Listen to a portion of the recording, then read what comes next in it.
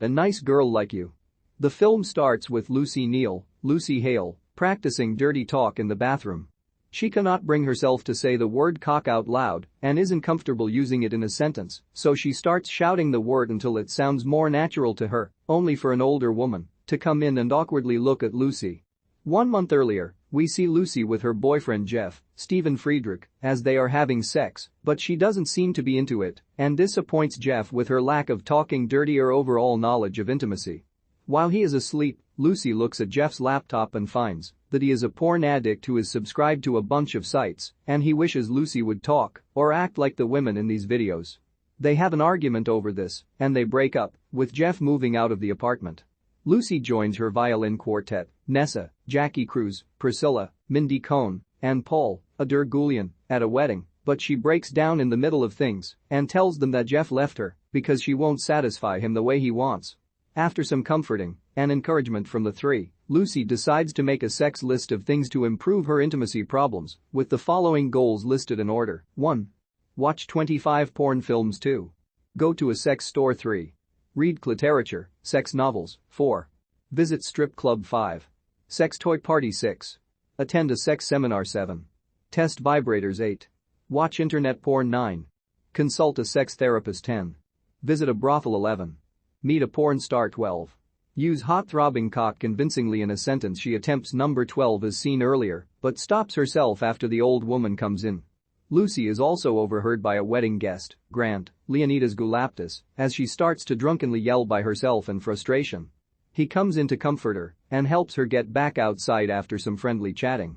Lucy starts off by watching a lot of porn at home and also reads a very racy novel that she finds herself surprised to be aroused by.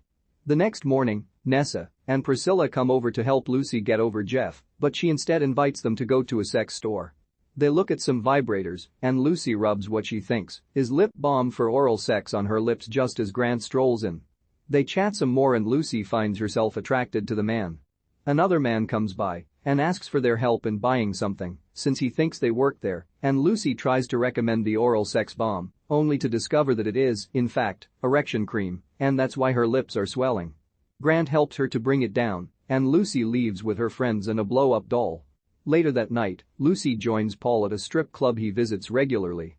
She finds herself impressed by the dancing onstage, but when she sees that all she has is a $20 bill for a tip, Lucy awkwardly tries to take change from the dancer, which gets her and Paul kicked out. Lucy and her friends attend a sex toy party where Lucy brings home, among other things, Benoit balls that she later uses on herself.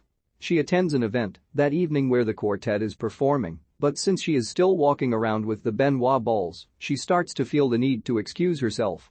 To make things more awkward, Grant is there and asks Lucy to dance. She agrees, at which point some of the balls start to fall out onto the floor. Grant asks her out to dinner, at which point she releases the last one and pleasurably yells out an acceptance just as the last ball flies across the room.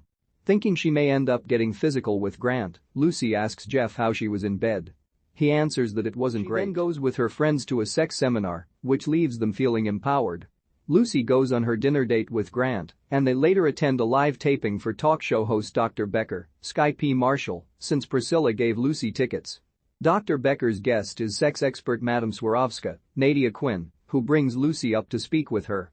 She senses the lack of sexual experience in her and basically encourages Grant to show her a good time. In between her newfound sex adventures, Lucy is practicing for an audition for the Philharmonic Symphony Orchestra. She meets up with Grant again where they hook up and have good sex. In the morning, however, Grant is put off when he sees the amount of sexual paraphernalia in her room, along with pregnancy pants that Lucy bought purely for comfort. He ends up leaving, which Lucy sees. She is embarrassed and throws away all the sex stuff. Lucy continues practicing until the day of her audition arrives.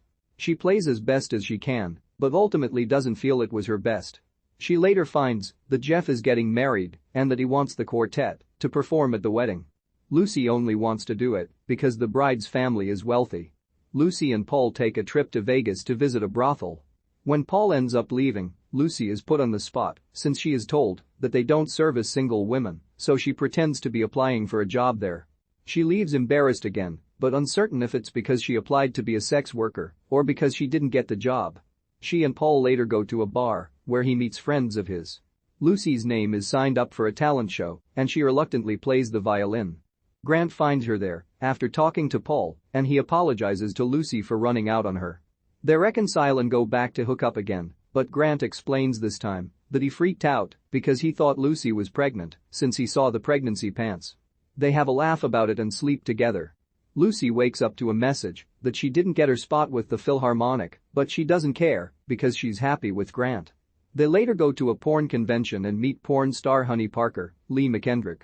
Fast forward to Jeff's wedding, where Lucy hired Honey to show up since she knows Jeff is a fan. He freaks out and worries that his new wife will see her, and he runs away. Honey then goes to dance with Paul. Lucy then goes back to Grant so she can finally use hot throbbing cock in a sentence. Lucy Neal is a violinist whose boyfriend dumps her because she won't fulfill his sexual desires since he claims she is too inhibited. After talking to her friends, Lucy decides to make a sex list of goals to prove she is not afraid to be intimate. In between trips to a sex store, sex toy party, sex seminar, strip club, etc., Lucy meets and falls in love with Grant. He likes her too, but is put off when he sees a bunch of sexual paraphernalia in her room. After a trip to Vegas, Grant apologizes to Lucy. They reconcile and get together, and Lucy gets back at her ex by hiring a porn star to crash his wedding.